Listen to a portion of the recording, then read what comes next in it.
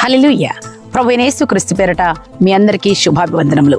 పెండ్లి కుమార్తె సిద్ధపాటు సభలు ఈరోజు సాయంత్రం 5 నుండి 10 గంటల వరకు, రేపు సాయంత్రం 5 నుండి 10 గంటల వరకు R conventions hall, 2nd floor, DMart building, సికింద్రాబాద్లో నిర్వహించబోతున్నాం. నిజామాబాద్ నుండి బయలుదేరుతున్నాం.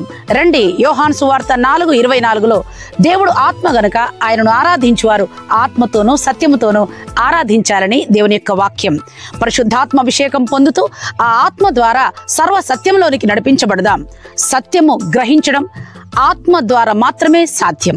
పరిశుద్ధాత్మ పూర్ణత పొంది ఆత్మ ద్వారా సర్వ సత్యంలోనికి నడిపించబడి ప్రభువైన యేసు రమ్ము, ప్రభువైన యేసు రమ్ము అనే ప్రకటన 22:20లో వ్రాయబడిన వాక్యం ప్రకారం ఆయన ఆ పెండ్లి కుమారుడు ఎదురు చూసే ఆహ్వాన ప్రార్థన, ప్రభువైన యేసు రమ్ము అనే ప్రార్థన చేయటానికి మన ఆత్మీయ స్థాయిని సిద్ధపరచుకొనుటకు రండి. తప్పక రండి. దేవుడు మిమ్మల్ని దీవించును గాక.